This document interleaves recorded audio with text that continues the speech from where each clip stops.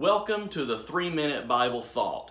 Most of us have either used or heard said something like, "That's not how to do something."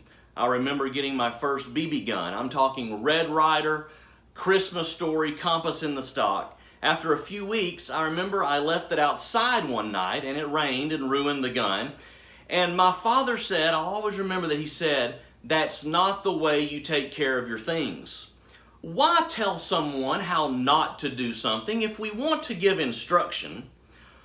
Would it not be best to just say how to do it by giving the positive and not the negative? Of course, most of the time that is the case. However, there are times when stating the negative helps to clarify instructions, and sometimes it can help emphasize a particular point, especially when you think the recipient could easily overlook or not think about that aspect. For instance, maybe you send someone grocery shopping and you need self-rising flour. Well, if that person is known to commonly overlook details or isn't very familiar with baking, you might say, be sure not to get all-purpose flour. The Hebrew writer does this, I believe, in Hebrews chapter 10. Read with me, if you will, beginning in verse 23. Hebrews 10 verse 23 says, "Let us hold fast the confession of our hope, without wavering, for he who promised is faithful. And let us consider how to stimulate one another to love and good works, not forsaking our own assembling together, as is the habit of some, but encouraging one another, and all the more as you see the day approaching."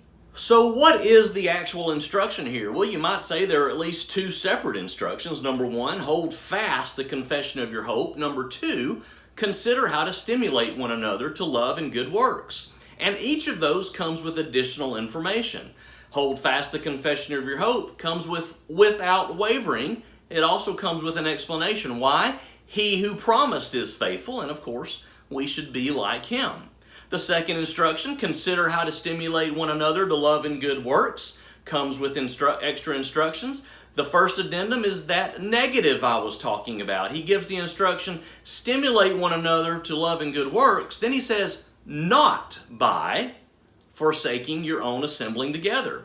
Then he adds another additional, encouraging one another. And a third, all the more as you see the day drawing near. Now I'll just briefly say that I'm not sure what that day was that he was talking about, but whatever day it was still drawing nearer with each passing day.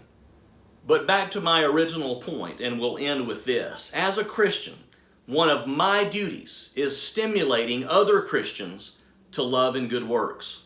One way the Hebrew writer says to do this is by encouraging one another, and he gives a way not to do it, forsaking the assemblies. Consider one another how to stir up love and good works. And here's a way that you don't do that, forsaking your assemblies. I hope you can see the contrast. Encouraging one another, forsaking the assemblies. They don't go together. You can't encourage one another if you are forsaking the assemblies. If you have any questions, let me know. Have a blessed day.